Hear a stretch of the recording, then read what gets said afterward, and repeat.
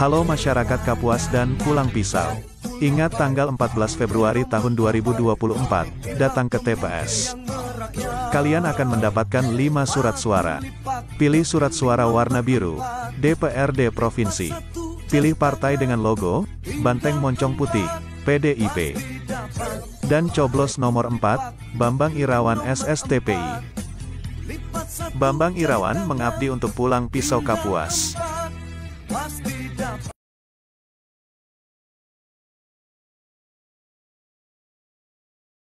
Halo masyarakat Kapuas dan Pulang Pisau.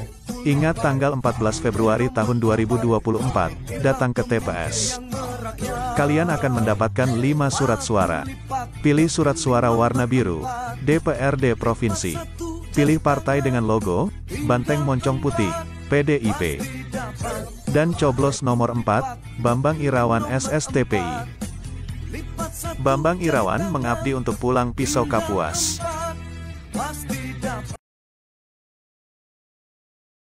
Halo masyarakat Kapuas dan Pulang Pisau. Ingat tanggal 14 Februari tahun 2024, datang ke TPS. Kalian akan mendapatkan 5 surat suara. Pilih surat suara warna biru, DPRD Provinsi. Pilih partai dengan logo, Banteng Moncong Putih, PDIP. Dan coblos nomor 4, Bambang Irawan SSTPI. Bambang Irawan mengabdi untuk Pulang Pisau Kapuas.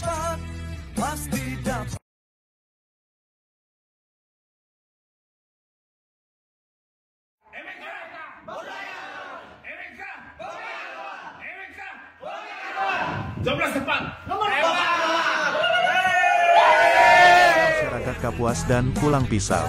Ingat tanggal 14 Februari tahun 2024, datang ke TPS. Kalian akan mendapatkan 5 surat suara.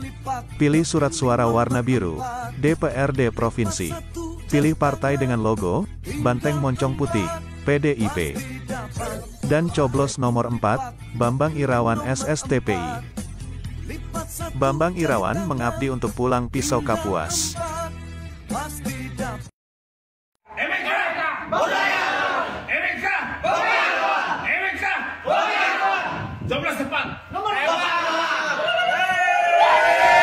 Masyarakat Kapuas dan Pulang Pisau. Ingat tanggal 14 Februari tahun 2024, datang ke TPS. Kalian akan mendapatkan 5 surat suara.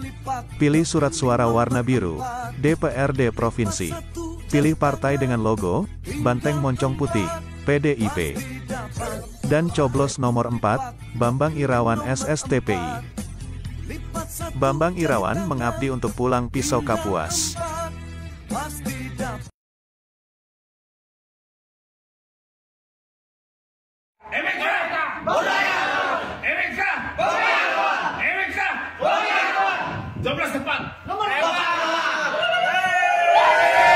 Masyarakat Kapuas dan Pulang Pisau.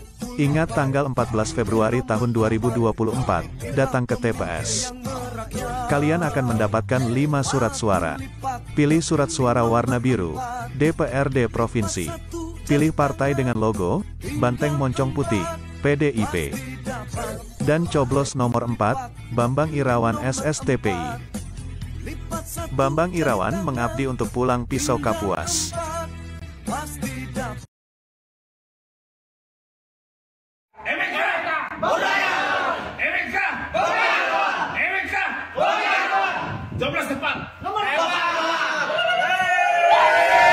Masyarakat Kapuas dan Pulang Pisau. Ingat tanggal 14 Februari tahun 2024, datang ke TPS. Kalian akan mendapatkan 5 surat suara. Pilih surat suara warna biru, DPRD Provinsi. Pilih partai dengan logo, Banteng Moncong Putih, PDIP. Dan coblos nomor 4, Bambang Irawan SSTPI. Bambang Irawan mengabdi untuk Pulang Pisau Kapuas.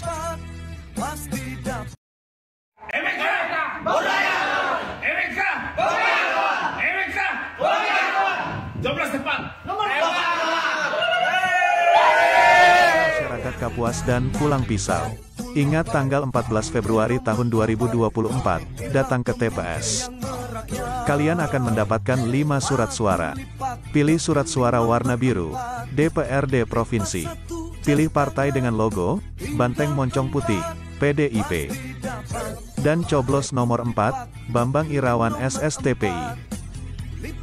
Bambang Irawan mengabdi untuk Pulang Pisau Kapuas.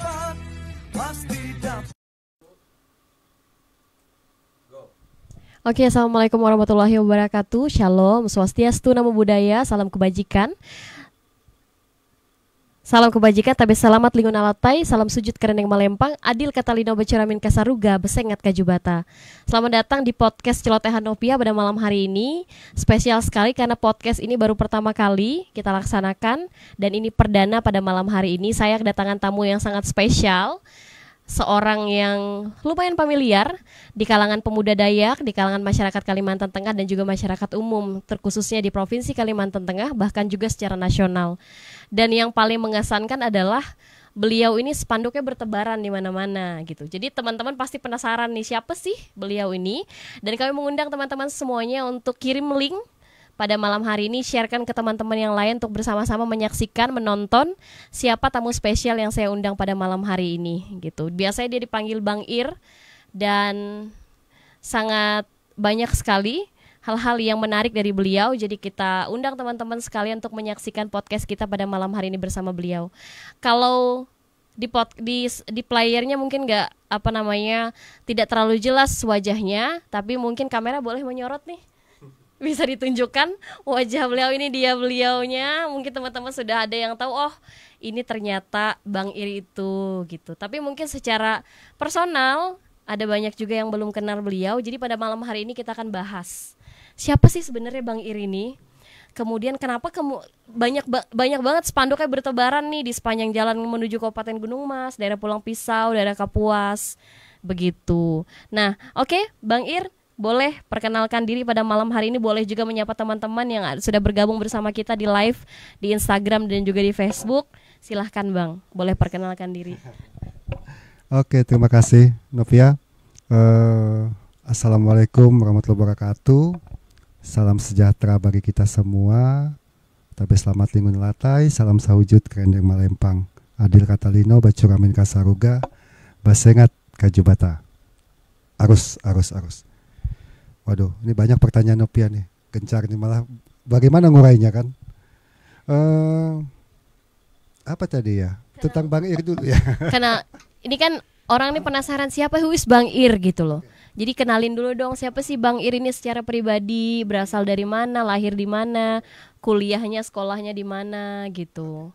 Silahkan Bang. Oke. Ya, Bang Ir itu sebutan dari teman-teman terhadap saya, mungkin dari nama Bambang Irawan jadiin Bang Ir, mungkin karena yang ada yang muda mau nyebut Bang Irawan tapi kirain Bambang gitu kan. Okay. Bambang dikira-pikirkan. Nah, jadi Bang Ir itu ya sebutan lah. Branding gitu ya. Ya mungkin lah branding lah, nama panggilan yang mungkin mulai akrab sekitar setahun ini. Asal saya dari Gunung Mas. Orang tua saya asal dari Gunung Mas. Ibu saya Bukit Rawi. Nah, terus saya lahir di Gunung Mas di Petak Bahandang. Itu, dan saya punya istri satu. Nah, udah dipertegas ya ini ya. Istri satu, atau ya istri saya, orang tuanya berasal dari Kapuas dan Mandumai. Terus pendidikan terakhir saya di S1, saya pernah kuliah di Jakarta. Di situ ya di zaman-zaman ngelengserin Soeharto itu saya ada. Reformasi ya. Berarti 98 dong. Saya masuk 96, lulus di 2000. Jadi saya ada di masa itu. Ikut demo juga? Ikut demo juga, duduk di gubahnya Dewa, DPR RI. Pada saat itu makan gratis karena ada dapur umumnya.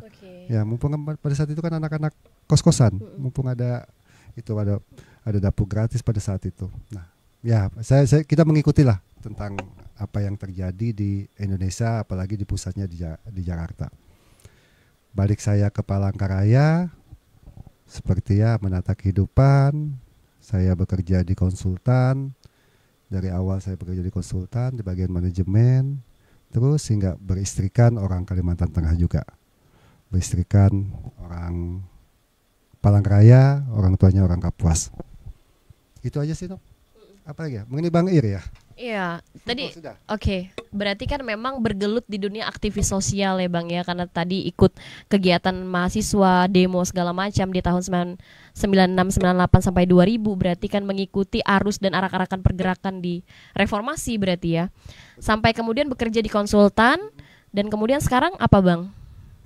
Aktif di kegiatan apa, pekerjaannya apa? Pekerjaan di konsultan, saya dipercayakan teman-teman juga sejak 2018 ya. Saya ditunjuk juga enggak belum aku belum menyetujui gitu kan sebagai ketua umum Fordayak pada saat itu. Jadi saya diminta teman-teman sebagai ketua umum secara aklamasi lah, teman-teman meminta saya pada saat itu. Karena saya juga pada saat itu juga nggak mikir bahwa harus berkecimpung di ormas. Yang saya lakukan di dunia konsultan, terus yang saya lakukan pekerjaan-pekerjaan tentang jasa konsultan, jasa lingkungan, terus juga mengenai politik yang ngikutin seperti itu aja, pernah mengalami segala macam perjalanan politik di Indonesia. Teman-teman ngajak sejak 2018 saya jadi ketua umum Fordayak, terus pada saat Munas pertama, Musyawarah Nasional Fordayak itu saya terpilih juga sebagai ketua umum Fordayak di 2020 pada saat itu. Kalau nggak salah ini juga nih adanya pemainnya lah melaksanakan kegiatan-kegiatan itu. Mengapa disebutkan Munas Fordayak, Musyawarah Nasional? Karena organisasi Fordayak ini sekarang sudah ada di 3 provinsi, Kalteng, Kalsel dan Kaltim, yang sedang bergerak juga di Kalsel, di Kaltara dan di Kalbar juga lagi berproses sekarang. Nah, itulah jadi ketum Fordayak dan itulah aktivitas kegiatan-kegiatan ya lebih banyak mengenai kegiatan-kegiatan sosial lah. Berarti secara ini Fordayak ini berarti ini ya Bang ya, sudah nasional ya, bisa dipertegas ya. Betul. Nasional, organisasi Dayak yang kemudian juga nasional. Berarti ada di DKI Jakarta, memungkinkan untuk di provinsi yang di Indonesia. Mulai dorong ke mahasiswa-mahasiswa yang di Jogja untuk bisa membentuk suatu organisasi ini. Karena organisasi ini bukan mungkin namanya Forum Pemuda Dayak. Nah itu juga disingkat dengan Fordayak ya, kita adalah suatu organisasi nasional. Karena organisasi ini juga sebagai perekat sebenarnya dalam kehidupan kita bermasyarakat, terutama di Kalimantan, khususnya Kalimantan Tengah. Karena Fordayak ini sebagai perekat pemersatu. Kita punya falsafah Huma Betang, di dalam Huma Betang itu ada berbagai macam bahasa suku yang ada di dalam itu. Ayo kita jaga, kita rawat bersama. Nah, fungsi Fordayak sebagai perekat. Karena orang Dayak itu sangat welcome terhadap apapun yang menurut orang Dayak itu baik, apalagi untuk bersama-sama menjalani suatu kehidupan bersama-sama sehingga menjadi suatu keadaan ataupun suatu situasi yang lebih baik. Nah, organisasi kita gitu. Nah, berkembang sampai saat ini, sedikit menyampaikan, organisasi Fordayak ini mungkin ya satu-satunya ormas yang di Kalimantan yang memiliki 3 unsur penting. Maksudnya 3 unsur penting ini dalam satu kesatuan. Fordayak, Forum Pemuda Dayak secara ormas itu kita punya legalitasnya, aktanya segala macam. Terus kita juga ada buat koperasi Fordayak Merah Putih. Nah, karena koperasi inilah sumber pemasukan, sumber kemitraan, sumber kerjasama kita. Bukan koperasi simpan pinjam, tapi koperasi yang bergerak di bidang usaha. Koperasi yang bisa memberikan outsourcing ataupun memberikan peluang-peluang kerja bagi masyarakat kita secara umum. Dan di tahun 2023 kemarin kita membentuk suatu legalitas lagi, itu LBH Fordayak Indonesia namanya. Jadi dalam satu kesatuan, ketua LBH bukan saya ketum Fordayak aja. Dan kebetulan pada saat kita pembentukan koperasi, saya tunjuk juga sebagai ketua koperasi, sekalian juga saya ketua koperasi. Tapi di LBH kita ada orang-orang advokat yang berada di sana. Karena kita pikir gini, kadang dalam memperjuangkan sesuatu hak masyarakat atau memperjuangkan sesuatu yang memang bisa berkaitan dengan hukum negara, hukum positif, kita punya LBH. Kita sangat dibantukan, sangat memerlukan lembaga ini. Kita minta advice, kita minta bimbingan dari mereka yang memang paham tentang hukum negara. Mungkin hukum adat kami lebih banyak diskusi dengan pihak Kedamangan, pihak-pihak lembaga-lembaga adat yang lainnya. Nah inilah Fordayak. Jadi warna kita ya seperti itu. Suatu organisasi yang mungkin organisasi yang lokal, tapi juga kita mempunyai bagaimana kita visi ke depannya bahwa bagaimana organisasi ini juga bisa berdayakan masyarakat ataupun orang di dalam organisasi itu melalui koperasi. Dan terus apabila ada masyarakat juga ataupun kita yang memerlukan bantuan hukum, kita punya LBH. Karena teman-teman di LBH itu luar biasa saya lihat, bukan hanya orang Dayak aja yang gabung di situ. Advokat-advokatnya ada orang Batak, ada orang Jawa. Karena waktu kita diskusi mereka bilang LBH ini adalah wadah pengabdian kami. Betul kami punya kantor pengacara, betul kami punya kantor advokat, tapi di LBH ini adalah bentuk pengabdian kami. Nah itulah yang kita ingin, bagaimana kita bisa membantu masyarakat melalui hal-hal yang seperti itu. Nah itulah organisasi ini. Dan syukurlah di koperasi kita bisa berdayakan ratusan orang-orang lokal yang bisa sebagai Pam Swakarsa di situ, humas eksternal di situ, di beberapa tempat. Terus kita juga dapat kemitraan, dapat SPK untuk bisa bekerja. Nah banyak hal yang bisa kita lakukan di situ. Nopia. Menarik sekali ya teman-teman, saya menyapa teman-temannya luar biasa sebenarnya Bang, karena gini, branding orang atau perspektif orang tentang Pordayak di beberapa tahun silam, boleh kita tahu ya Bang, nggak apa-apa kita bilang nih ya, organisasi yang girgar misalnya, organisasi yang agak frontal, kemudian ya pokoknya hal-hal yang mungkin negatif gitu. Tapi saya nggak nyangka loh ternyata Pordayak punya koperasi, bahkan mendirikan LBH sekarang, dan itu luar biasa sekali. Artinya berarti Pordayak ini sudah ke arah intelektualitas, pemuda Dayak yang intelektualitas tapi juga peduli terhadap persoalan-persoalan masyarakat di grassroots ya. Nah kemudian yang menarik nih Bang, di tengah-tengah nih orang-orang kan biasanya kalau udah mungkin di usia yang agak matang, kemudian sudah berumah tangga, orang kan nggak peduli lah sama hal-hal yang seperti ini. Apa yang kemudian mendorong Abang untuk ada di Pordayak ini gitu loh? Kan bukan organisasi yang punya dapatkan income kan, lebih kepada pengabdian ke masyarakat kan. Apa kemudian yang mendorong Abang untuk ada di jalan ini gitu loh? Kenapa gitu loh? Terbentuknya organisasi Pordayak ini juga saya lihat dari kita teman-teman pendiri awal itu adalah suatu kerinduan bagaimana kita juga bisa peduli terhadap masyarakat-masyarakat yang memang yang kita anggap yang perlu bantuan. Secara ada naungan hukumnya, terus ada organisasinya. Dan itu juga terbentuknya organisasi Pordayak juga bentuk ya mungkin keresahan-keresahan kita terhadap hal-hal yang menurut kita tidak pas. Ada hal-hal yang menurut kita ya tidak sesuai lah yang menurut saya, sehingga perlu kita suarakan, perlu kita protes. Betul. Organisasi Pordayak ya mungkin aja mungkin agak dulu ya dulu. Betul. Dan sekarang juga masih karena yang kita lakukan ini juga dalam perjuangan hak masyarakat, kadang ada hal-hal yang memang ya istilah kita ini tukang di Pordayak ini. Mengapa tukang? Kita ini tukang semua kok, kata teman-teman. Banyak tukang ribut, tukang santet, tukang demo, terus tukang kayu, terus ada tukang tari, nah tukang semualah kita. Nah tapi dengan beragam-ragam ini kita ingin bagaimana kesatuan, persatuan kita juga apapun yang ada diperjuangkan, terutama masyarakat ya, yang menurut kita, ayo kita sama-sama nih, kita bisa lebih maju lagi, kita bisa lebih bangkit lagi ya dengan organisasi ini. Betul. 2-3 tahun sebelumnya pertama-tama itu memang sangat luar biasa. Penyamaan persepsi di internal organisasi aja sangat-sangat berat untuk menjalani. Tapi ya itulah, kita melewatilah tahapan-tahapan tersebut. Kita melewati proses-proses tersebut. Di saat kita berada di proses, kita merasa oh ternyata gimana sih bisa mendapatkan, betul, pertama-tama tidak akan dapat income kita.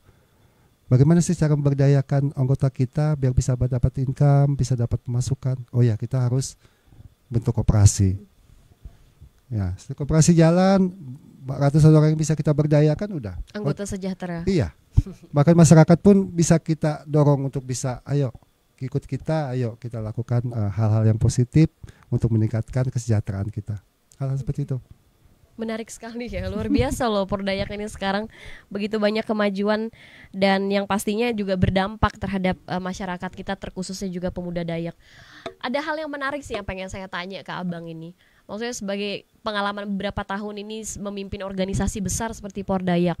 Kemudian dengan orang Dayak ini kan biasanya ada kecenderungan untuk tidak mau diatur nih. Bagaimana sih kamu pengalaman untuk mengorganisasikan orang Dayak?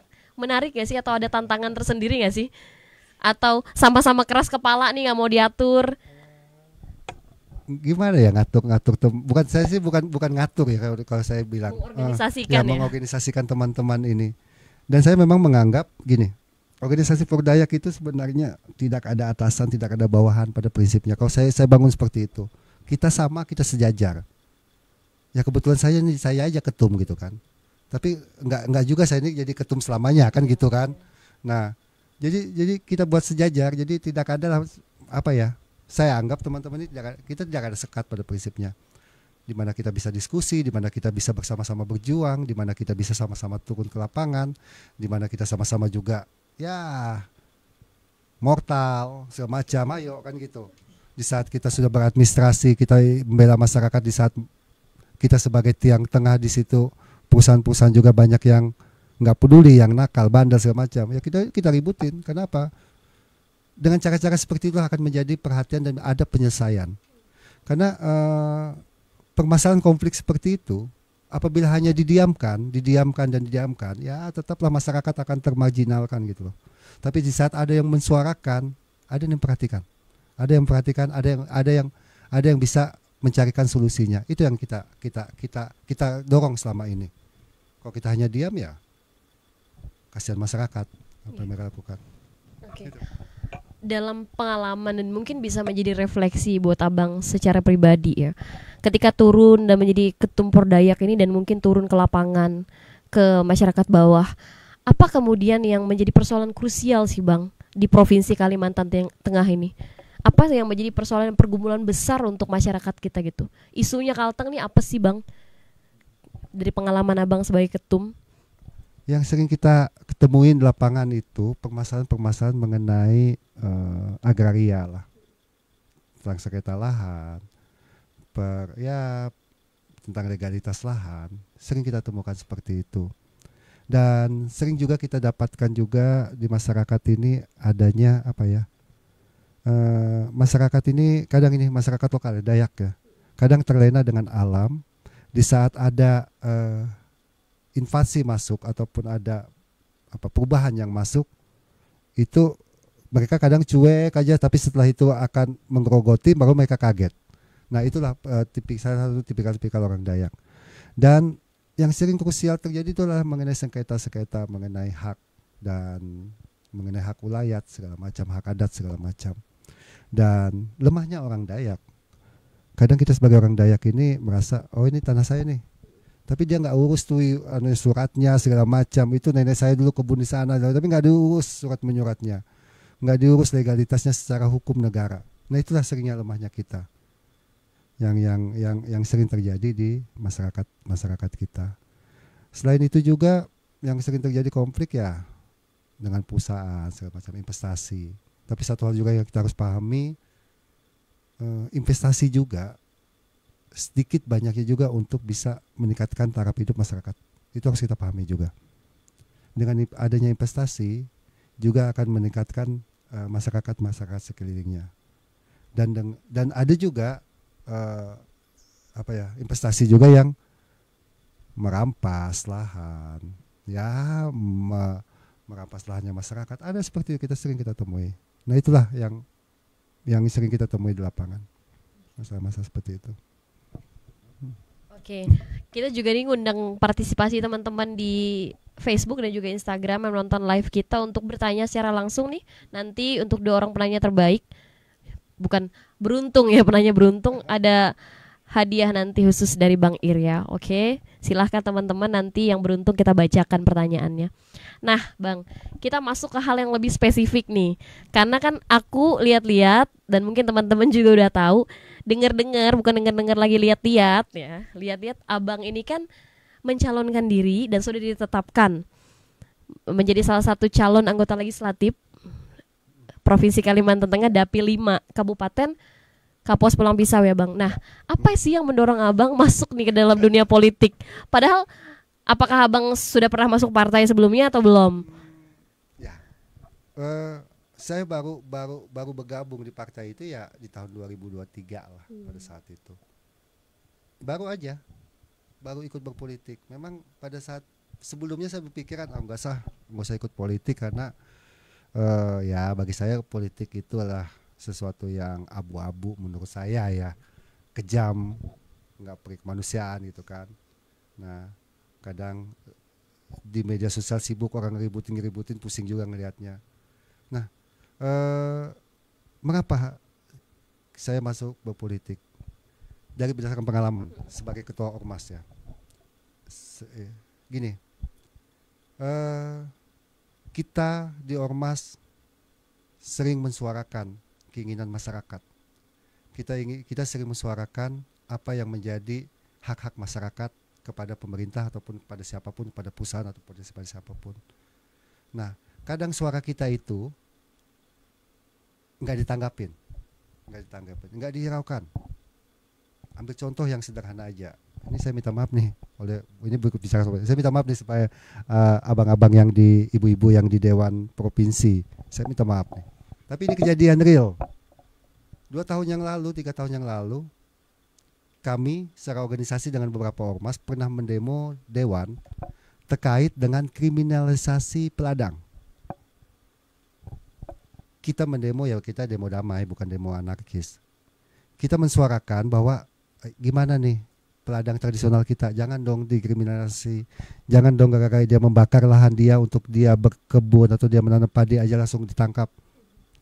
Yang kita mau di Dewan adalah harusnya membuat aturan dong, regulasi yang mengatur kearifan lokal itu untuk melindungi masyarakat di hulu yang menanam padi sana, untuk mereka bisa menanam padi dengan ya aman lah, nggak harus takut, nggak harus dibakar aja ditangkap, karena kearifan lokal kita itu sudah dari turun-temurun.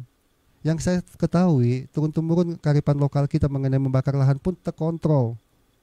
Ada caranya, ada teknisnya, secara turun-temurun mereka lakukan. Tidak akan bisa lompat lapinya ke sana kemari. Bahkan pada saat dulu itu gotong royong handep kata orang. Bagaimana mereka itu mengolah lahannya biar pada saat bakar itu akan menjadi lahan tanah subur. Harapan kita sebenarnya pada 3 tahun yang lalu inginnya Dewan itu membuat regulasi yang bisa melindungi petani-petani ataupun masyarakat kita yang di hulu sana. Bayangkan sekarang mereka takut berladang, takut menanam padi, takut kenapa? Bahkan udah beberapa tahun mereka takut itu, sehingga lahan mereka pun malah terlantar. Di saat ada musim kering yang kemarin itu terbakar, siapa yang tanggung jawab kan gitu? Siapa yang mau disalahkan? Nah, keinginan masyarakat itu kalau seperti saya itu mengharapkan ya adanya aturan lah, adalah regulasi lah yang melindungi masyarakat kita ini.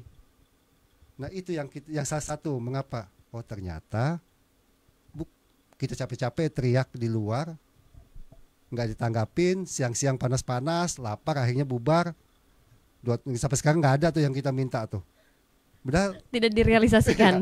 Padahal menurut saya, logika saya, nggak ngurangin gaji mereka kok buat aturan itu gitu loh. Menurut saya ya, nggak tahu apakah mereka buat aturannya itu pakai uang gaji mereka kah atau uang apakah? Sebab yang saya tahu buat perda itu adalah tugas mereka memang. Mereka dibayar negara untuk membuat aturan regulasi. Nah saya pikir salah satu regulasi untuk melindungi masyarakat lokal ya seperti itulah menurut saya. Dan harapan saya memang harus ada kok orang yang bisa mendorongnya di dalam. Harus ada lah orang yang ngerti bahwa itu juga harus bisa diperjuangkan. Itu aja sih. Kalau yang salah satu contoh mengapa saya juga mengatakan memang kayaknya kita ini harus ada orang kita di dalam situ gitu loh. Harus masuk ke sistem ya intinya ya Iya. Bang ya. Oke. Memang kadang-kadang itu politik will sih Bang. Harus ada orang-orang yang punya sense of belonging terhadap satu isu. Walaupun nih banyak juga nih Bang buktinya. Misalnya ketika bicara reformasi ada banyak aktivis-aktivis yang mendemo DPR dulu, tapi kemudian mereka masuk sistem juga melakukan hal yang sama akhirnya Bang. Gimana tuh untuk menjawab itu?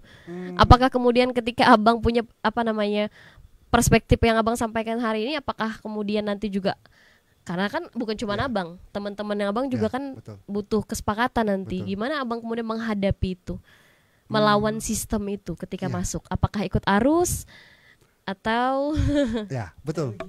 Sering saya memikirkan pada saat ikut berpolitik atau tidak pada saat kemarin-kemarin saya teman.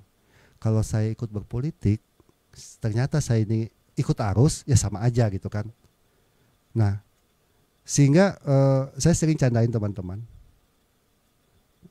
Nggak perlu kalian mortal dewa, nanti saya di dalam yang akan memortalnya kalau nggak sesuai dengan keinginan masyarakat. Sampai gitu kita candain kan. Nggak perlulah teman-teman mortal hinting semacam, nanti di dalam kita hinting dalam kalau mereka nggak dengerin kata-kata kita. Sampai saya ngomong gitu. Kenapa saya bisa candain dan ngomong gitu sama teman-teman? Karena saya pikir dalam memperjuangkan sesuatu yang untuk kepentingan masyarakat, menurut saya itu penting. Dan di dalam sistem pun harus seperti itu muaranya. Tapi di saat mungkin terbawa arus atau apa, ya semoga aja lah dengan gaya ya dengan seperti saya nggak terbawa seperti itu. Karena saya pikir gini, sesuatu itu untuk kepentingan masyarakat itu harus diutamakan. Sedangkan salah satu fungsi dewan membuat aturan. Masyarakat ini adalah taat aturan. Di saat mereka tidak ada aturan yang melindungi mereka, selesailah mereka kan gitu. Tapi di saat ada aturan melindungi dan menaungi mereka, ya mereka akan bisa hidup lebih baik. Salah satu itu sih, regulasi aturan yang memang harus kita perjuangkan untuk kepentingan masyarakat. Itu sih. karakter Abang kan beberapa ya sekarang aja dikenal sebagai orang yang tegas, kemudian mungkin bisa dibilang frontal ya ketika memperjuangkan hak-hak masyarakat. Berarti ketika pun misalnya Abang dipercayakan nanti pada tanggal 14 Februari misalnya, akan tetap memperjuangkan itu dengan semenggebu-gebu ini, seugal-ugalan ini. Semangat saya tetap sama, bahkan lebih semangat. Karena apa? Saya merasakan sendiri sebagai orang ormas memperjuangkan hak masyarakat, ya mendemo pemerintah, mendemo perusahaan, mendemo anggota dewan gitu kan. Dan yang kita lakukan itu adalah untuk kepentingan masyarakat gitu loh. Yang kita tahu di dalam sistem ini yang bisa mengakomodirnya. Nah, apabila sudah ada orang dalam ceritanya di dalam itu, saya pikir ya akan lebih baik, kita akan lebih bagus. Kalau terbawa arus, saya pikir ya mungkin arus yang paling nakalnya nanti di situ. Tidak akan tergerus ya. Oke, nih teman-teman dicatat nih. Hari ini Bang Ir berkomitmen sebenarnya bahwa dia akan tetap jadi seperti ini untuk membela kepentingan masyarakat. Dan sebetulnya jarang loh ada calon anggota dewan yang bicara dengan sejujur-jujur ini, karena biasanya banyak yang diplomatis Bang, karena gitu. untuk menarik perhatian ya kan. Oke, kita bicara secara spesifik di dapil Abang nih, dapil 5 Kapuas dan Pulang Pisau. Apa hal yang akan Abang perjuangkan atau menjadi konsentrasi Abang ketika Abang duduk nanti di kabupaten ini? Di dapil Kapuas Pulang Pisau adalah untuk di provinsi ya. Iya, Tentunya pada saat provinsi. kita duduk pun sekali Kalimantan Tengah pun yang menjadi perhatian kita sama-sama. Iya. Mengapa Kapuas Pulang Pisau saya memilih di situ? Mengapa nggak bukan di tanah kelahiran saya aja ataupun basis mungkin tempat tinggal saya di Palangkaraya? Menurut saya sih nggak jadi masalah tempat, karena memang secara organisasi kita ada. Secara organisasi di seluruh kabupaten kota kita ada. Dan Kapuas Pulang Pisau juga akan menjadi perhatian kita terhadap memang banyak pendampingan kasus kita yang memang dari sana. Banyak pendampingan kasus secara organisasi maupun secara LBH. Banyak pendampingan permasalahan yang kita dampingi di sana. Tetap tentang permasalahan tentang hak ulayat, hak adat, hak masyarakat, perampasan lahan, segala macam hal seperti itu. Nah, banyak yang hal memang bisa kita lakukan selain juga yang kita lakukan sebagai ormas. Tapi di Dewan pun tentunya akan banyak hal yang bisa kita lakukan. Bagaimana kita juga bisa menjadikan daerah Kalimantan Tengah secara umum dan khususnya Kapuas Pulang Pisau ini bisa lebih baik. Investasi tetap terjaga, tapi janganlah investasi yang malah merampas haknya masyarakat. Bukan hanya orang-orang Dayak kok, banyak kok hak-hak masyarakat orang-orang yang pendatang itu dirampas. Dan selama ini pun kita dampingi dan terus kita dampingi. Bahkan ribut-ribut, bahkan mungkin kalau pernah lihat, pernah kita portal lah, pernah kita apa, ya ada sering kejadian seperti itu. Kenapa? Mengapa harus ada terjadi portal, aksi? Karena proses-proses sudah kita lalui. Kita udah surati, kita ke mediasi, kita lakukan fungsi kita sebagai tiang tengah pun tidak ada titik temu, sedangkan kita merasa bahwa yang kita dampingi juga benar. Nah itulah makanya harus terjadi adalah aksi lah, sehingga adanya aksi-aksi seperti itu. Tapi kupikir ya, namanya juga memperjuangkan sesuatu, bisa secara organisasi memperjuangkan itu, dan di Dewan pun ada orang kita yang bisa mengerti dan juga bisa memperjuangkan itu. Saya pikir masyarakat akan lebih baik kok. Masyarakat, saya tahu, mungkin saya pikir ini, masyarakat itu tidak berharap minta uang terhadap pemerintah atau apa.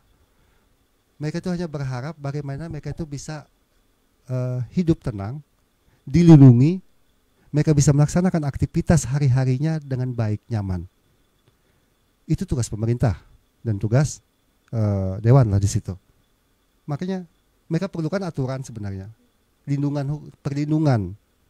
Ambil contohnya saya bilang, seandainya aja 2 tahun 3 tahun yang lalu Dewan katok perda tentang kearifan lokal, tentang kebakaran membakar lahan secara terkendali mengenai kearifan lokal ini, di hulu-hulu tidak akan ada yang mengatakan, oh kami ini nggak bisa, kami kelaparan, kami nggak bisa beli beras karena kami nggak bisa. Nggak ada lagi seperti itu, kan seperti itu. Tapi sekarang kan terjadi. Kalau Nopi aja ke hulu aja. Mereka bilang itu bibit itu paung ya, bahasa Dayak itu. Jangankan pare beras, paungnya aja sudah habis kalau makan, dia bilang gitu kan. Kan luar biasa menyedihkan itu bagi kita. Nah hal seperti itu sih, bagaimana masyarakat ini minta dilindungi lah. Itu secara kearifan lokal, belum lagi yang lain. Itu deh, kayaknya kalau panjang saya ngomongnya. Nggak apa-apa sih Bang, kritik konstruktif kan Bang. Kita maksudnya karena Abang bukan hanya sebagai caleg kan kapasitasnya, tapi juga sebagai aktivis sosial masyarakat yang menggeluti berbagai bidang ini dan tahu persis bagaimana persoalan masyarakat itu. Karena kadang-kadang tuh masyarakat jadi terasi isu nih Bang sama pemerintah dan wakil mereka. Kayak misalnya gini, biarin aja deh, ini kan momentum 5 tahun sekali misalnya. Kadang-kadang masyarakat tuh cuma ngincer duit caleg aja. Ini bener loh Bang. Karena mereka berpikir bahwa ya udah hanya ini yang bisa diberikan kepada kami. Hanya serangan pajar ini saja, karena caleg ini juga nanti nggak akan peduliin kami lagi dan tidak ada perubahan dalam hidup kami. Nah, bagaimana Bang menanggapi itu Bang? Apakah Abang ini juga akan menjadi seperti caleg-caleg yang diceritakan di masyarakat kita yang datang cuma 5 tahun sekali, kemudian nggak pernah datang lagi pas mau nyalek lagi? Gimana? Ya. Apakah akan jadi caleg seperti itu nih? Itu saya hadapin pada saat caleg pada saat dulu ya, caleg nemuin saya. Pikiran saya sama. Nah, itu juga yang pikiran saya sama, maka sama lah pikiran masyarakat. Tapi yang sering saya katakan gini, di saat perhelatan 5 tahun ini, akan menjadi suatu perubahan yang signifikan atau perubahan yang tidak signifikan. Itu aja. Nah kalau seandainya ingin perubahan signifikan, ya saya langsung promosi. Pilih aku dong. Ambil contoh gini, saya nggak bisa kasih uang ke kalian, kan kasih uang serangan pajak, nggak bisa saya kasih uang. Tapi pada saat saya duduk di dalam, saya akan bangun suatu regulasi, saya akan dorong suatu aturan yang bagaimana bisa bermanfaat bagi kalian. Ambil contoh yang saya tadi ya. Tadi itu bahwa mengenai kearifan lokal. Kalau saya dorong gini lagi, ini pemikiran saya nih. Saya dorong suatu regulasi aturan yang bisa diperdakan, yang isinya adalah kewajiban CSR perusahaan-perusahaan terutama sawit itu dalam bentuk real itu seperti apa? Ambil contoh yang sederhana. Seandainya ada dibuat aturan perda yang bisa mendorong atau mewajibkan perusahaan-perusahaan seperti sawit nih, mewajibkan perdanya ya, isinya pokoknya aku nggak tahu lah proses seperti apa. Ada pikiran saya seperti itu, mewajibkan bahwa perusahaan sawit ini memberikan bibit kepada setiap kakak 200 atau 300 pokok bibit sawit, wajib memberikan di wilayah sekitar area mereka dengan pupuk lah. Nanti pemerintah akan bantu di saprodinya, pemerintah akan bantu di peralatan teknis ataupun pelatihannya. Saya pikir kan untuk kebaikan semua itu. Di saat masyarakat juga udah mulai, gua dapat bantuan bibit nih, gimana caranya dia sampai belakang rumah pun ditanamnya sawit gitu kan. Karena sekarang kan komoditi yang bagus itu kan sawit. Pada saat 4 tahun kemudian dia bisa merasakan. Nah, mengapa bisa seperti itu akan terjadi ya? Apabila ada aturan regulasi yang mengaturnya. Mengapa saya bilang gitu, Novia? Karena pernah gini, saya datang ke perusahaan, saya bawa proposal ini milik masyarakat nih, proposalnya nih, bawa proposalnya milik masyarakat. Saya datang ke perusahaan, bang, ini proposalnya masyarakat nih, kelompok tani ini mau minta bantuan bibit. Jawaban perusahaan itu memang menyakitan bagi saya pada saat itu. Mereka bilang gini, izin Pak Ketua, tidak ada aturannya kami untuk bisa bantu. Tidak ada aturannya, tidak ada dasar kami untuk mengajukan ke pusat bahwa kami bisa membantu bibit itu kepada masyarakat. Dalam hati saya, ini dalam kesumat nih ceritanya Novia. Dalam hati saya, entar deh kalau sudah di Dewan saya buatin aturannya bagaimana kalian juga punya kewajiban untuk memberikan bantuan bibit sawit pada masyarakat di sekitar kalian. Gitu pikiran saya. Kenapa? Apabila masyarakat itu diberdayakan melalui hal-hal seperti itu, tentunya konflik-konflik sosial tidak akan diminimalkan lah. Di saat ada konflik dengan masyarakat ataupun dengan perusahaan, di saat masyarakat pun pasti akan membela nih. Oh ya, itu perusahaan ini telah bantu. Bagaimana bisa menyelesaikan dengan baik? Karena masyarakat merasakan udah dapat bantuan bibit, mereka bisa 4 tahun kemudian juga merasakan mereka bisa bukan hanya penonton, punya kebun lah 1 hektar, 2 hektar atau setengah hektar, mereka bisa nikmatin. Itu melalui aturan. Makanya saya bilang gitu, saya nggak bisa kasih uang serangan pajak, saya nggak bisa. Tapi apabila saya kasih kesempatan untuk di Dewan, banyak hal yang bisa dilakukan. Banyak hal yang mungkin bisa didorong, regulasi-regulasi yang bisa kita dorong untuk bisa membantu masyarakat. Dengan regulasi itulah masyarakat terbantu. Itu aja saya bilang sama mereka.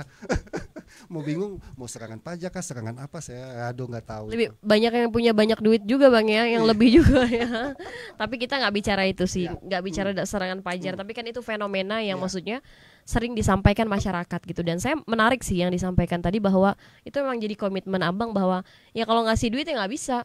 Tapi kemudian bagaimana kita punya wakil yang bisa merepresentasikan keinginan kita dan kemudian bisa memperjuangkan itu sih sebetulnya yang paling penting gitu.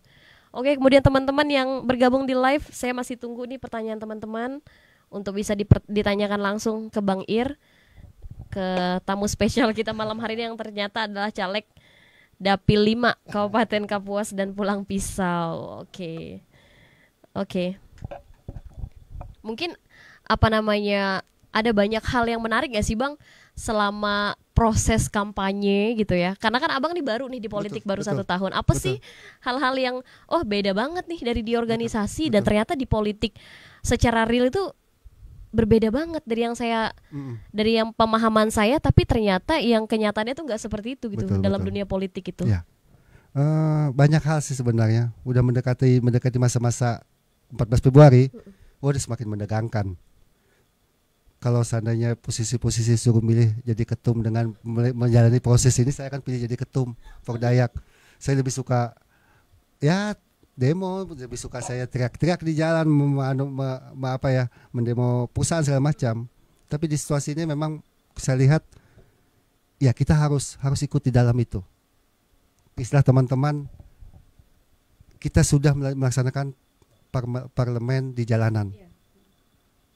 Di saat kita sudah merasakan pahit getirnya memperjuangkan hak masyarakat di jalanan, kita harus juga punya orang dalam yang bisa membantu kita untuk bersama-sama memperjuangkan itu. Itu aja kok. Tujuan saya itu.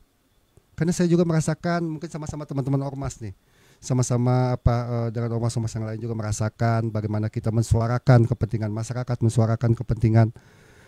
masyarakat secara umum. Tapi di saat kita nggak punya orang dalam, ya perjuangan itu ya bukan sia-sia sih. Ya perjuangan itu tidak akan bisa tercapai.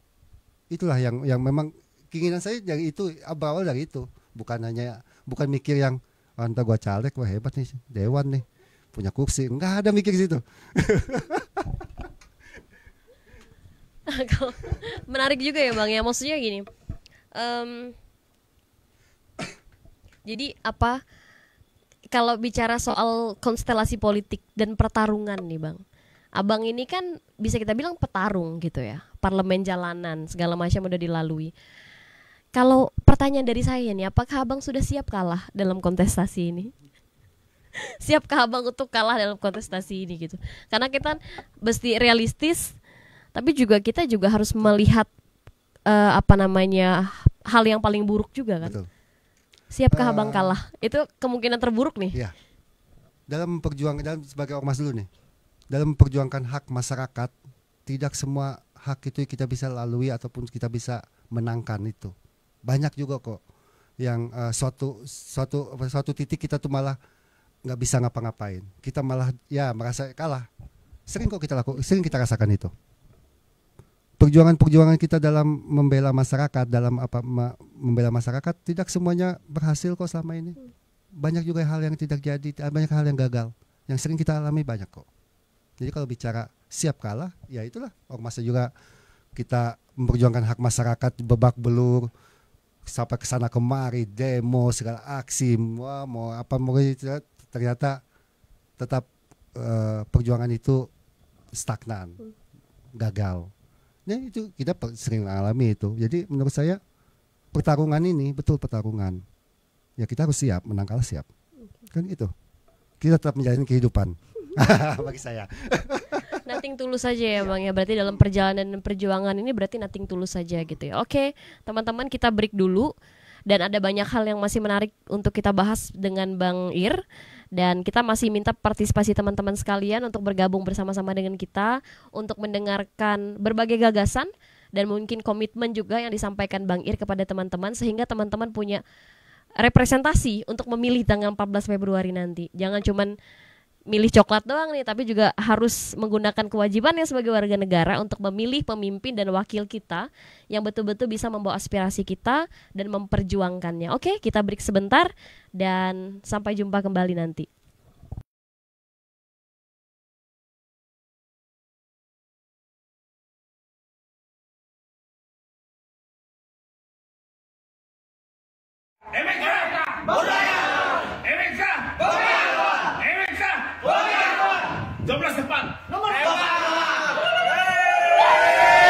Masyarakat Kapuas dan Pulang Pisau. Ingat tanggal 14 Februari tahun 2024, datang ke TPS. Kalian akan mendapatkan 5 surat suara. Pilih surat suara warna biru, DPRD Provinsi. Pilih partai dengan logo, Banteng Moncong Putih, PDIP. Dan coblos nomor 4, Bambang Irawan SSTPI. Bambang Irawan mengabdi untuk Pulang Pisau Kapuas.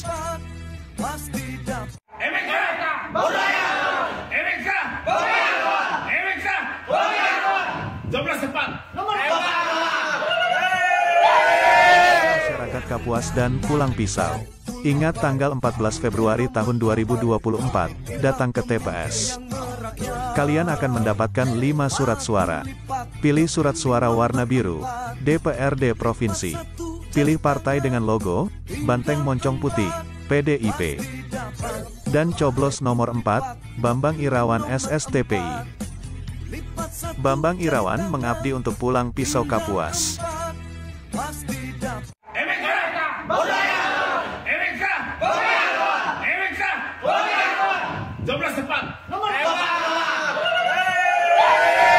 Masyarakat Kapuas dan Pulang Pisau. Ingat tanggal 14 Februari tahun 2024, datang ke TPS. Kalian akan mendapatkan 5 surat suara.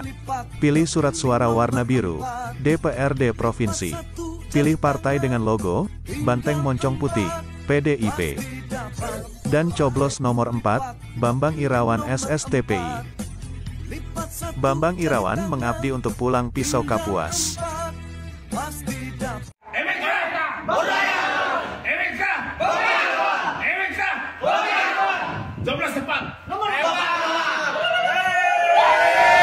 Masyarakat Kapuas dan pulang pisau. Ingat tanggal 14 Februari tahun 2024, datang ke TPS. Kalian akan mendapatkan 5 surat suara. Pilih surat suara warna biru, DPRD Provinsi. Pilih partai dengan logo, Banteng Moncong Putih, PDIP. Dan coblos nomor 4, Bambang Irawan SSTPI. Bambang Irawan mengabdi untuk pulang pisau Kapuas.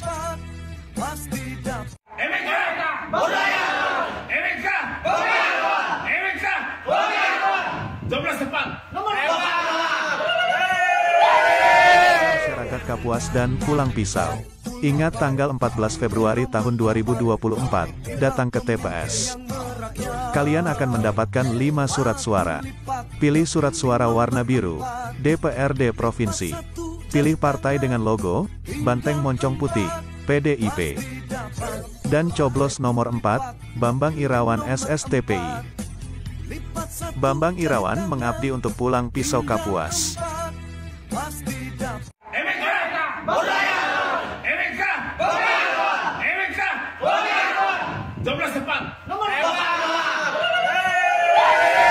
Masyarakat Kapuas dan pulang pisau.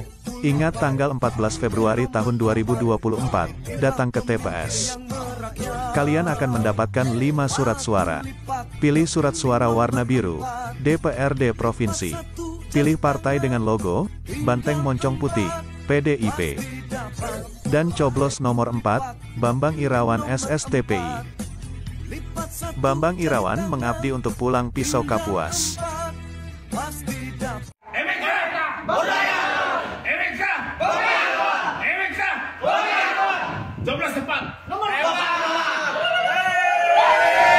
Masyarakat Kapuas dan pulang pisau. Ingat tanggal 14 Februari tahun 2024, datang ke TPS. Kalian akan mendapatkan 5 surat suara. Pilih surat suara warna biru, DPRD Provinsi. Pilih partai dengan logo, Banteng Moncong Putih, PDIP. Dan coblos nomor 4, Bambang Irawan SSTPI. Bambang Irawan mengabdi untuk pulang pisau Kapuas.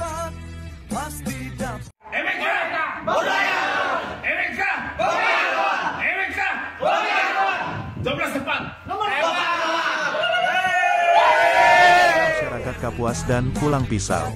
Ingat tanggal 14 Februari tahun 2024, datang ke TPS. Kalian akan mendapatkan 5 surat suara. Pilih surat suara warna biru, DPRD Provinsi. Pilih partai dengan logo, Banteng Moncong Putih, PDIP. Dan coblos nomor 4, Bambang Irawan SSTPI. Bambang Irawan mengabdi untuk pulang pisau Kapuas.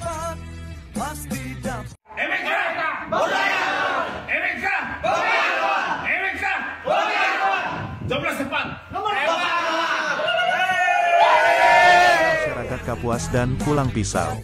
Ingat tanggal 14 Februari tahun 2024, datang ke TPS. Kalian akan mendapatkan 5 surat suara. Pilih surat suara warna biru, DPRD Provinsi. Pilih partai dengan logo, Banteng Moncong Putih, PDIP. Dan coblos nomor 4, Bambang Irawan SSTPI.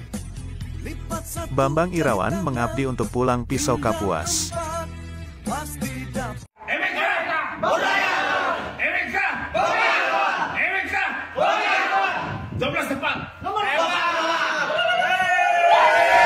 Masyarakat Kapuas dan pulang pisau. Ingat tanggal 14 Februari tahun 2024, datang ke TPS. Kalian akan mendapatkan 5 surat suara. Pilih surat suara warna biru, DPRD Provinsi. Pilih partai dengan logo, Banteng Moncong Putih, PDIP. Dan coblos nomor 4, Bambang Irawan SSTPI. Bambang Irawan mengabdi untuk pulang pisau Kapuas.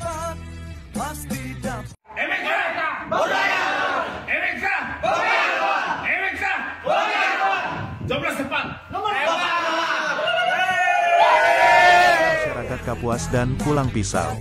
Ingat tanggal 14 Februari tahun 2024, datang ke TPS. Kalian akan mendapatkan 5 surat suara. Pilih surat suara warna biru, DPRD Provinsi. Pilih partai dengan logo, Banteng Moncong Putih, PDIP. Dan coblos nomor 4, Bambang Irawan SSTPI. Bambang Irawan mengabdi untuk Pulang Pisau Kapuas.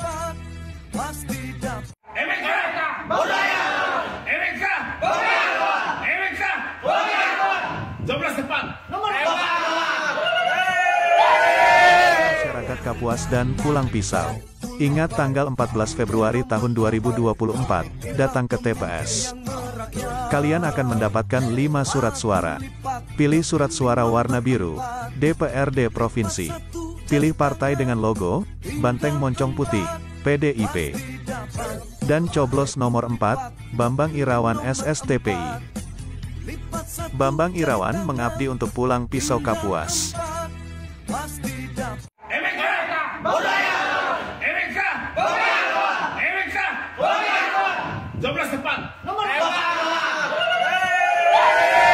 Masyarakat Kapuas dan Pulang Pisau. Ingat tanggal 14 Februari tahun 2024, datang ke TPS. Kalian akan mendapatkan 5 surat suara. Pilih surat suara warna biru, DPRD Provinsi. Pilih partai dengan logo, Banteng Moncong Putih, PDIP. Dan coblos nomor 4, Bambang Irawan SSTPI. Bambang Irawan mengabdi untuk Pulang Pisau Kapuas.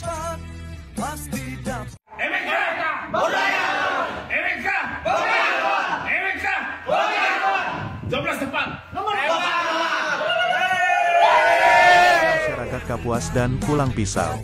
Ingat tanggal 14 Februari tahun 2024, datang ke TPS. Kalian akan mendapatkan 5 surat suara. Pilih surat suara warna biru, DPRD Provinsi. Pilih partai dengan logo, Banteng Moncong Putih, PDIP. Dan coblos nomor 4, Bambang Irawan SSTPI. Bambang Irawan mengabdi untuk Pulang Pisau Kapuas.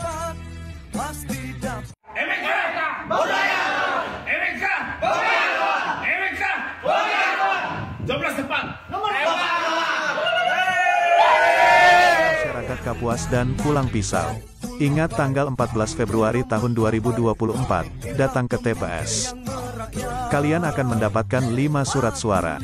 Pilih surat suara warna biru, DPRD Provinsi. Pilih partai dengan logo, Banteng Moncong Putih, PDIP.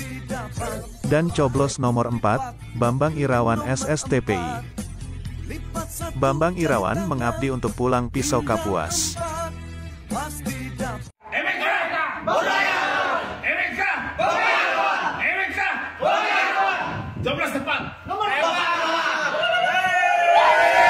Masyarakat Kapuas dan Pulang Pisau. Ingat tanggal 14 Februari tahun 2024, datang ke TPS. Kalian akan mendapatkan 5 surat suara. Pilih surat suara warna biru, DPRD Provinsi. Pilih partai dengan logo, Banteng Moncong Putih, PDIP. Dan coblos nomor 4, Bambang Irawan SSTPI. Bambang Irawan mengabdi untuk Pulang Pisau Kapuas.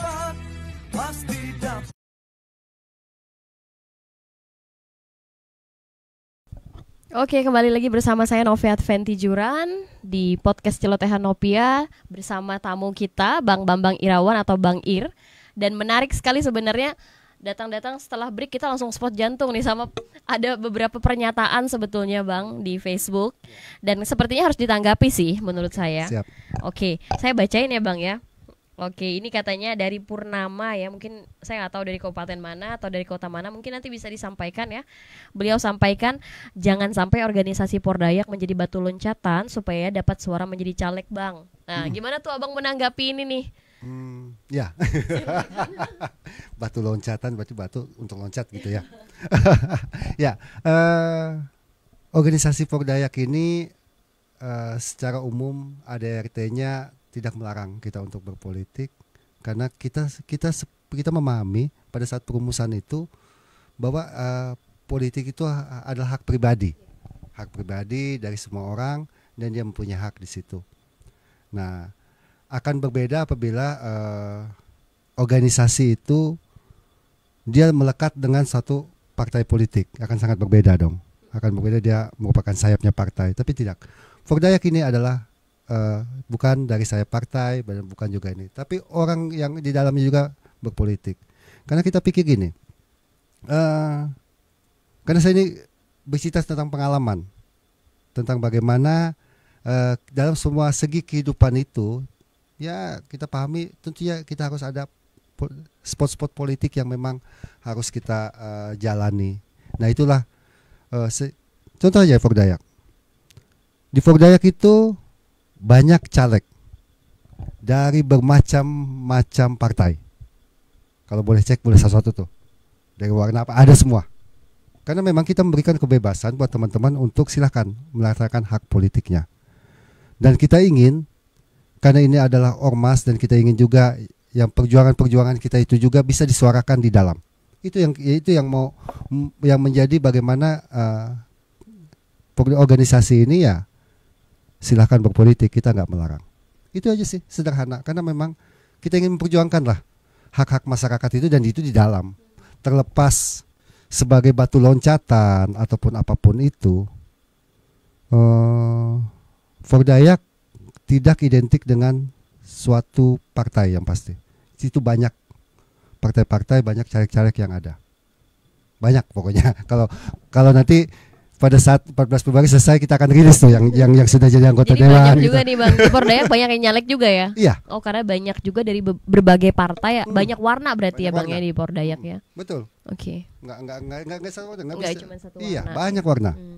Karena memang ini organisasi yang Iya. memang terbuka dan juga tidak melarang, di ADRT-nya tidak ada larangan untuk berpolitik praktis gitu ya. Betul. Justru sebenarnya menurut saya memang organisasi-organisasi ini memang harus dijadikan batu loncatan Bang, karena dia udah banyak menyiapkan aspirasi nih. Iya. Nah, orang-orang yang di organisasi ini yang harusnya jadi representasi untuk dipilih nanti di dalam sistem politik, malah lebih baik seperti itu daripada kita koar-koar di jalanan, Iya. nggak masuk sistem, capek Iya. kayak kata Abang tadi. Iya. Karena betul. ada banyak juga yang bahkan wakil-wakil kita nih apatis terhadap berbagai persoalan, bahkan terkesan diplomatis nih Bang.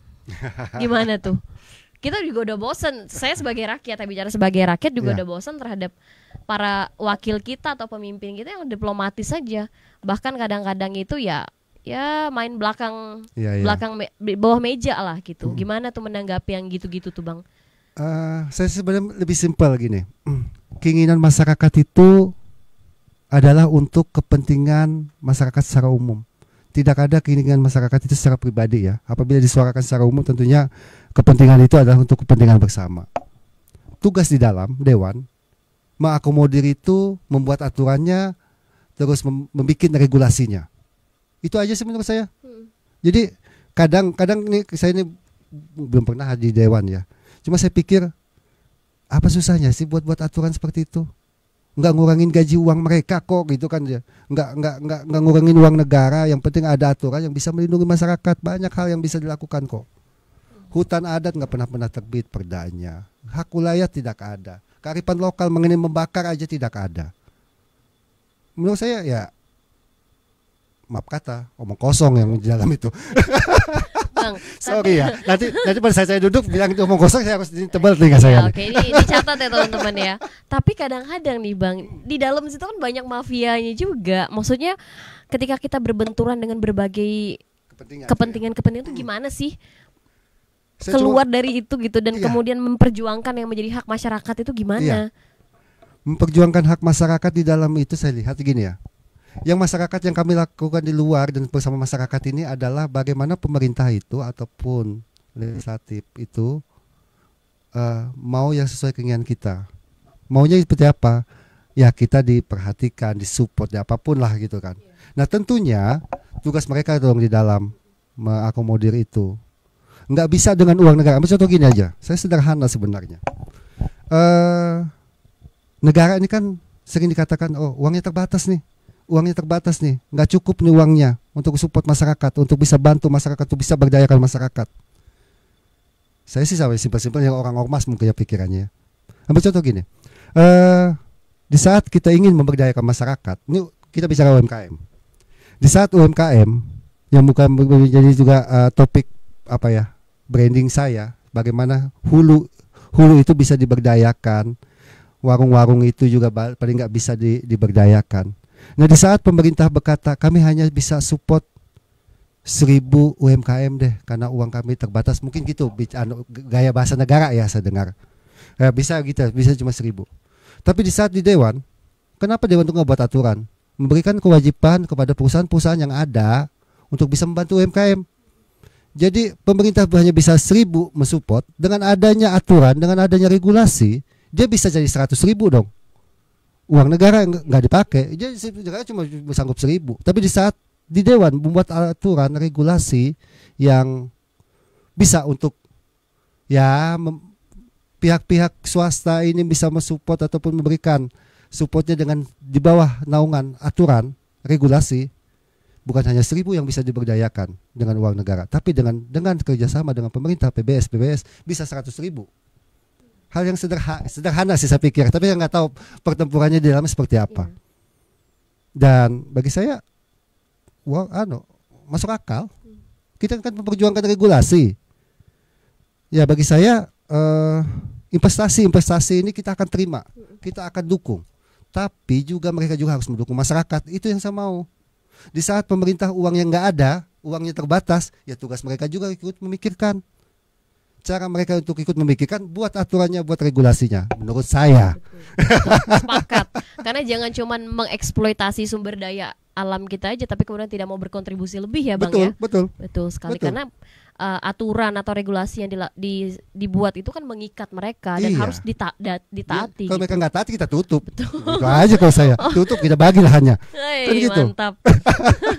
Biar kita yang jalankan ya Bang. Ya. Oke, lanjut Bang. Ini ada beberapa pertanyaan yang harus ditanggapi juga dari Darto. Saya nggak tahu nih kabupaten mana ya, dari mana ini bisa dikomentar Darto. Nah dia sampaikan, bila Pak Ketum terpilih nanti, apakah bisa membawa aspirasi masyarakat dan hak-hak masyarakat untuk berkelanjutan? Dia bilang. Oke Bang, silahkan dijawab. Ada cerita gitu ya sama teman-teman. Kata teman-teman nih, Pak Ketum katanya, kalau Pak Ketum udah duduk, Pak Ketum tidak lagi mau mendengarkan suara-suara kami, kami hinting rumah Pak Ketum. Sampai gitu, candaan teman-teman. Dan di situ ada bukti juga keseriusan teman-teman ingin bahwa ayo nih benar-benar nih Ketum nih, benar-benar nih Bang Ir nih untuk bisa benar mensuarakan masyarakat. Apabila Bang Ir ini tidak, kami akan frontal, kami akan demo kamu, kan gitu. Nah yang itu yang menurut saya warning ya bagi saya, warning bagaimana apa yang kami rasakan pada saat memperjuangkan hak masyarakat secara organisasi. Di dalamnya itu tentunya juga perjuangan itu harus tetap dilanjutkan. Dan itu juga menurut saya akan lebih nyata hasilnya. Perjuangan itu. Saya pikir kalau sudah dari masyarakat memperjuangkan hak disambut dengan sesuatu di daerah itu juga mengolahnya dengan baik. Nah itu yang menurut saya pasti akan kita lakukan. Perjuangan itu tidak akan kita lupakan. Dan yang saya tahu organisasi kami juga ya berada besar organisasi ini Fordayak ini ya karena banyak macam pikiran-pikiran kita untuk bisa bagaimana untuk bisa membangun, dan banyak juga karakter-karakter yang bagaimana kita untuk bisa sama-sama untuk bisa maju, dan itu yang kita pasti akan dilakukan. Pastinya perjuangan terus dilanjutkan dan janji-janji yang hari ini disampaikan pasti akan dilaksanakan di ikhtiarnya sebaik-baiknya ya Bang ya. Oke, ini ada pertanyaan terakhir, berarti dicatat ya teman-teman. Ada 2 penanya kita mungkin mendapatkan hadiah nanti ya. Yang beruntung ini dari tamu spesial kita pastinya ya. Oke. Jadi ini ada dari Mbak Noviana, dia bertanya, jika Bapak terpilih menjadi anggota Dewan ke depan, apa komitmen Bapak terhadap kesejahteraan perempuan dan anak, terkhususnya dalam pencegahan kekerasan terhadap perempuan dan pencegahan stunting di Kalteng? Dia bilang Bang, silakan Bang. Ini pertanyaan terbaik ya itu ya. Iya, untuk perempuan. Dan berat itu. Karena bicara ini ya, Bang ya, komitmen ya. Oke. Mengenai perempuan, kekerasan dalam rumah tangga, di adat Dayak pun kalau kita tahu bahwa ada hal-hal yang memang hukum yang melindungi hal-hal seperti itu. Ada beberapa pasal yang melindungi wanita terkait dengan hak mereka berkehidupan dan bersosial lah, itu juga. Nah, kekerasan dalam rumah tangga sering kita juga dampingin, Nopia. Kita sering kita dampingi secara adat terkait dengan hal-hal seperti itu. Penyelesaiannya pun secara adat. Dan karena penyelesaian secara adat pun karena adat ini kan seperti kata Pak Damang Kardinal, saya ingat sekali bahwa penyelesaian adat itu adalah win-win, bukan win-win namanya. Penyelesaian adat itu adalah bagaimana menciptakan kosmos, istilah Pak Kardinal, kosmos damai. Nah, itulah yang istilah Pak Kardinal. Dan saya pikir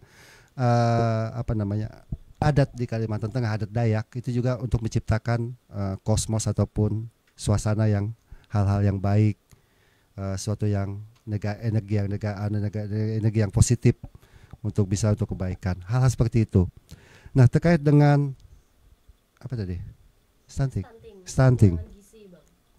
Ini jadi isu besar juga nih Bang, capres-capres kita pada bicara isu ini nih, gimana? Ada yang janji ngasih makan gratis setiap hari ke anak-anak, ke ibu hamil, kemudian disubsidi 6 juta per gitu. satu ibu hamil. Nah, gimana tuh, apa yang kemudian menjadi pikiran Abang nih terkait untuk pencegahan stunting? Iya. Mungkin diregulasi atau apa gitu?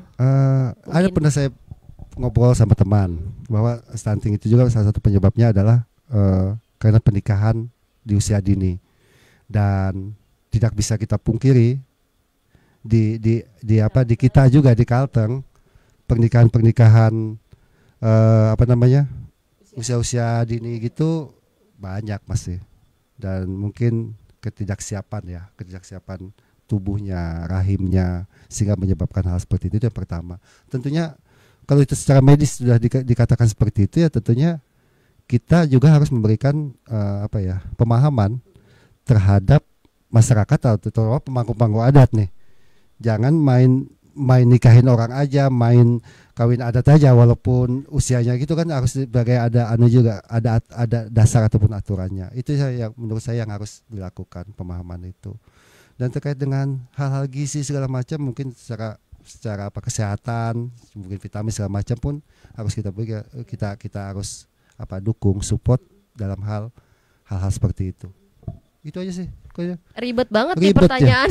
Iya. Karena sebetulnya di dewan itu kan Pak 30% perempuan, makanya kemudian undang-undang itu harus mewajibkan ada keterwakilan perempuan untuk di dewan, supaya dia memperjuangkan isu-isu ini sebenarnya. Karena tanpa dipungkiri juga sih Bang, perempuan itu lebih awareness sih, lebih tahu dan lebih paham apa yang menjadi kebutuhan perempuan, isu perempuan itu gitu. Jadi mungkin perempuan-perempuan di dewan juga nanti bisa dielaborasi kan Bang, kalau bisa duduk bersama-sama dengan mereka nanti memperjuangkan isu perempuan, pencegahan stunting dan lain sebagainya itu. Ini ada lagi nih satu pertanyaan, gimana ya, ini kayaknya pertanyaan hiburan aja nanti ya. Nanti kita kasih hiburan aja ya buat ini dari Evan Angsara nih Bang. Dia bertanya, apa langkah utama Bapak dalam mengatasi permasalahan-permasalahan yang ada di masyarakat, terutama penyerobotan lahan masyarakat ketika sudah terpilih. Nah, ini kan banyak banget nih yang lahan masyarakat diserobot, kemudian klaim segala macam. Nah, gimana Bang? Ya betul. Selama ini organisasi juga banyak menangani hal-hal yang penyerobotan lahan, perampasan lahan seperti itu. Kita juga sering dampingin. Nah, dalam proses pendampingan itu seperti saya bilang, ada yang berhasil, ada yang tidak atau gagal. Karena gini, kadang yang kita merasakan di pihak pemerintah itu tidak ada kepedulian ya. Menurut saya tidak ada kepedulian terkait untuk penyelesaian permasalahan tersebut. Di luar Kalimantan saya ada baca bahwa ternyata di daerah-daerah itu mereka punya seperti tim penanganan masalah sosial gitu loh, yang terdiri dari di dalamnya adalah dari instansi pemerintah. Bagaimana kalau ada permasalahan sosial masyarakat terutama lahan, itu ada timnya.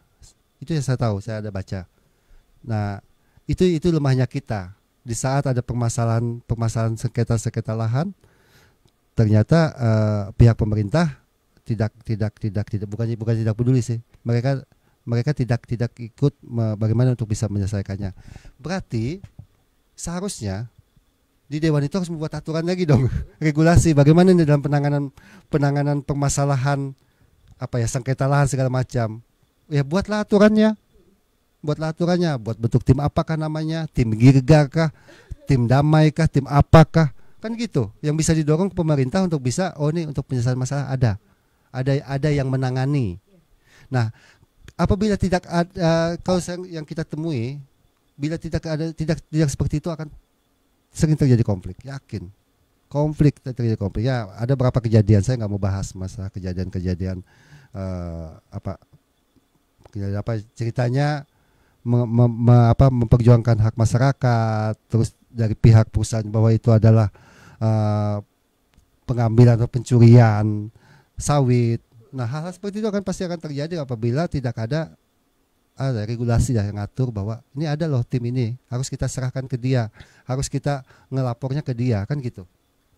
Kalau kepolisian bisa kita ngatur, tapi kan ada proses. Tapi apabila ada tim khusus, menurut saya lebih kepada fasilitator ya bang ya, betul nggak gitu. sih? Karena biar kita menghindari konflik-konflik kayak Kalteng beberapa waktu yang lalu ada konflik yang terjadi salah satu kabupaten, penembakan segala macam. Betul. Dan itu sesuatu yang mengenaskan sebetulnya. Kita berharap itu nggak terjadi lagi, dan mungkin abang bisa memperjuangkan itu sebagai salah satu hal yang krusial untuk diperjuangkan di Kalimantan Tengah. Oke, kita udah berada di segmen terakhir nih. Kita udah masuk kepada pertanyaan terakhir nih. Apa nih? Pertanyaannya adalah bang, apa pesan abang nih kepada generasi muda, khususnya juga masyarakat Kalimantan Tengah, karena sebentar lagi kita akan melaksanakan pemilu yang bertepatan dengan hari Valentine nih teman-teman, hari kasih sayang gitu ya. Ini juga bisa membuktikan kasih sayang kita pada negara bang, dengan memilih pemimpin yang berkualitas. Gitu. Gimana bang? Apa pesan abang nih kepada generasi muda masyarakat Kalteng? Secara umum gunakan hak pilih, terus jangan golput, terus jadilah pemilih cerdas, pilihlah sesuai dengan hati secara umum seperti itu, hati nurani, terus orang-orang yang mungkin menurut kalian bisa memperjuangkan hak masyarakat secara keseluruhannya. Hal yang seperti itu yang menurut saya memang janganlah menjadi kita tidak peduli terhadap proses legislatif ini ataupun proses pemilihan presiden ini, karena inilah bagaimana bisa secara signifikan ataupun tidak bisa kita rasakan apabila kita melakukan hal yang untuk melaksanakan hak pilih kita. Itu sih menurut saya, pilihlah orang-orang yang mungkin karena bicara soal mungkin aja, orang-orang yang mungkin menurut Anda itu baik, yang bisa memperjuangkan hak-hak masyarakat. Itu aja menurut saya. Nggak perlu yang orangnya ganteng. Saya mungkin lumayan ganteng kayaknya. Ganteng ya bang, ganteng. Nah itu sih menurut saya lebih banyak seperti itu. Pilihlah mereka yang mempunyai, yang menurut track record sejarahnya ada bahwa untuk kepentingan masyarakat. Itu aja sih. Oke, mantap. Oke bang, ini pertanyaan terakhir karena abang ini kan kapasitasnya ada sebagai ketumpur Dayak, juga sebagai orang yang berikhtiar untuk bisa menjadi salah satu wakil dari teman-teman sekalian. Apa pesan abang nih bang sebagai tokoh pemuda Dayak yang merepresentasikan tokoh Dayak juga merepresentasikan orang Dayak?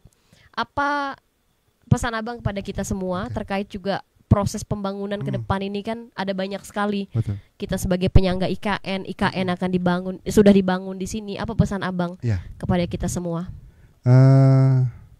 Sebagai penyangga IKN, kita sebagai orang yang tinggal di Kalimantan Tengah, apakah itu sebutannya lokal atau pendatang, kita harus siap. Harus siap kita secara SDM kita, skill kita harus siap. Karena IKN akan pembangunan IKN, kita akan sebagai penyangganya, kita harus siap dan kita harus mempersiapkan diri kita. Jangan sampai nanti banyak orang jangan sampai nanti orang Dayak itu seperti Betawi kedua lah, seperti Betawi yang tersisihkan lah. Nah janganlah seperti itu.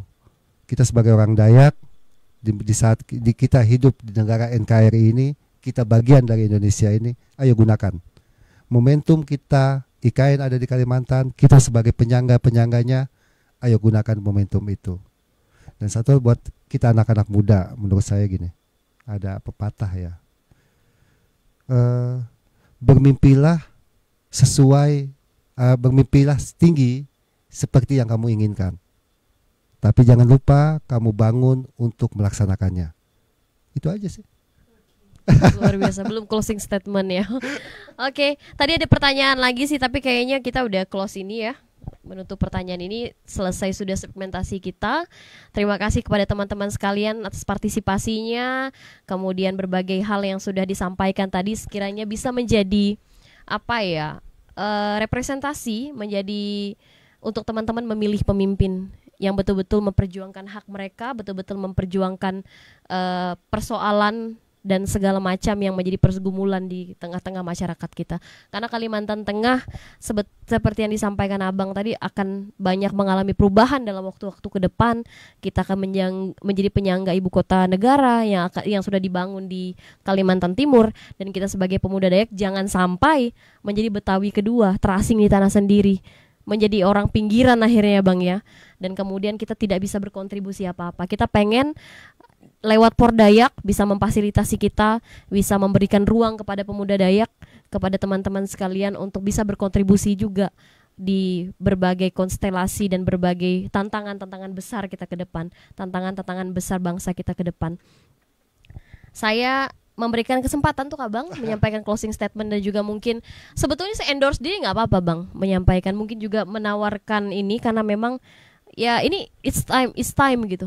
Ini waktunya Bang, ini waktu Abang untuk bisa menyampaikan closing statement Abang, mungkin pesan-pesan juga. Iya. Untuk memilih Abang juga nggak apa-apa, no problem. Gitu, boleh? No problem. Masa kampanye nih ya. Oke, teman-teman, saudara Parisa Mandiai, di saat kita melihat sesuatu yang lebih baik, di saat kita melihat sesuatu yang akan menjadi positif, teruslah kita dukung, teruslah kita jadikan itu acuan kita untuk menjadi lebih baik. Terkait dengan legislatif ini, mungkin dari banyak cerita kita dengan Novia, bahwa banyak hal yang bisa kita perjuangkan. Secara organisasi ada hal yang bisa kita perjuangkan, tapi di dalam pun ada banyak hal yang bisa kita perjuangkan untuk kepentingan masyarakat, kepentingan bangsa ini juga, untuk kepentingan seluruh masyarakat. Jangan lupa 14 Februari 2024 pilih Bang Ir. Itu aja. Nomor berapa Bang? Nomor 4. Nomor 4 ya. Partai PDI. Oke. Coblos lawungnya, pakai lawung ya Bang ya? Enggak pakai foto. Oh enggak pakai. Iya, foto. enggak. Oh, cuma nama nomor doang, dan ya? nama. Oke. Iya. Sorry nggak tahu. Untuk Dapil Kapuas Pulang Pisau. Dapil 5 provinsi. Terima kasih teman-teman, terima kasih Bang Ir. Luar biasa sekali, saya dapat banyak pelajaran secara pribadi kepada Abang malam hari ini. Mungkin banyak orang bilang mustahil lah pendatang baru bisa dapat. Tapi saya punya satu kalimat nih Bang, buat Abang nih, yang mungkin bisa menjadi motivasi Abang juga, sekaligus closing statement juga dari saya malam hari ini. Jalaluddin Rumi Bang, dia bilang bahwa akal bilang pada kita arah-arah itu menunjukkan batas yang adalah sebuah akhir. Sementara cinta berkata tidak ada batas di sana, selalu ada jalan di sana, dan aku sering melaluinya. Saya percaya Abang juga nanti akan menemukan hal-hal menakjubkan, dan apapun yang terjadi kita percaya bahwa Abang sudah melakukan yang terbaik, dan tinggal teman-teman sendiri untuk menentukan pilihannya, menggunakan hak pilihnya demi kepentingan bangsa, negara, dan juga daerah kita. Terima kasih teman-teman untuk partisipasi dan semangatnya pada malam hari ini. Sampai jumpa di podcast Celotehan Novia selanjutnya. Terima kasih.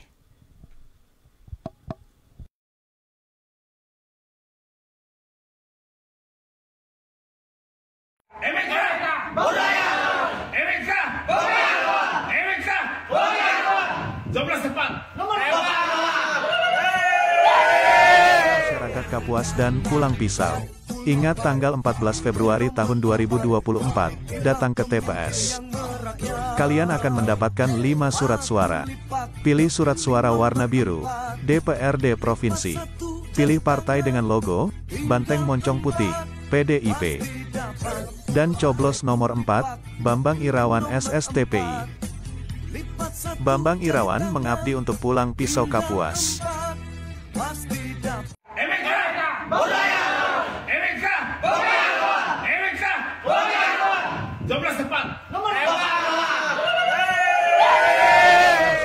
Kapuas dan pulang pisau. Ingat tanggal 14 Februari tahun 2024, datang ke TPS. Kalian akan mendapatkan 5 surat suara. Pilih surat suara warna biru, DPRD Provinsi.